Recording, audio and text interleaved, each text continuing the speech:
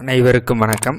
இந்த பகுதியில் நம்ம பயன்படுத்தக்கூடிய உண்மையான கேபி ஜோதிடத்தின் அடிப்படையில் குழந்தை பிறப்பு சார்ந்த தகவலை தான் ஃபஸ்ட்டு பார்க்க போகிறோம்.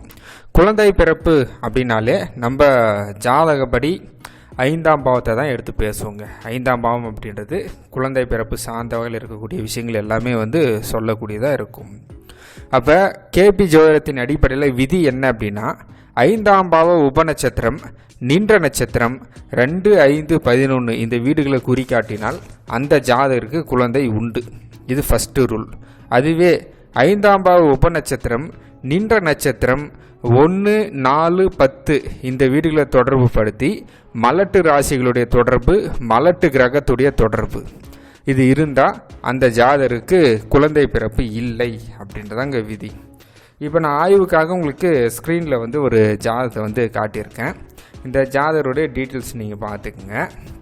இந்த ஜாதகரோட டீட்டெயில்ஸ் அடிப்படையில் 5ஆம் பாவம் ரிஷபராசியில் விழுந்திருக்குது. 5ஆம் பாவத்து உபநட்சத்திரம் சூரியனாக இருக்குதுங்க. இப்போ இந்த சூரியன் எங்கே இருக்கார் அப்படின்னு பார்த்தோம்னா, இந்த இடத்துல சிம்ம ராசியில் விழுந்திருக்குது. சூரியன் விழுந்திருக்கக்கூடிய நட்சத்திரம் சுக்கரனுடைய நட்சத்திரமாக இருக்குது. அப்போ இந்த சுக்கரனுடைய குறிகாட்டிகள் 2, 5, 11 வீடுகளை குறிகாட்டுதா என்னன்றது கொஞ்சம் செக் பண்ணி பார்த்துடலாம்.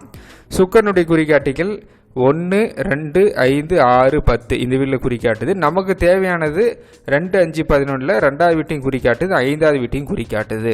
அதனால் இந்த ஜாதகருக்கு குழந்தை பிறப்பு உண்டு அப்படின்றத நம்ம சொல்லலாம்.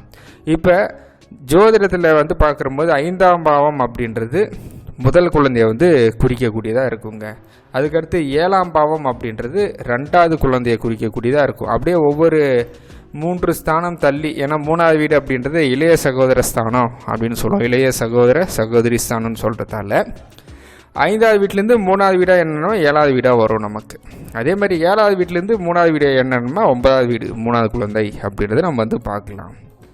எனவே இந்த பகுதியில் ஜாதகப்படி அதுவும் நம்ம பயன்படுத்தக்கூடிய உண்மையான கேபி ஜோதிடத்தின் அடிப்படையில் 5ஆம் பாவ உபநட்சத்திரம் நின்ற நட்சத்திரம் 2, 5, 11 குறிக்காட்டினா குழந்தை உண்டு ஃபஸ்ட்டு ரூல் படி.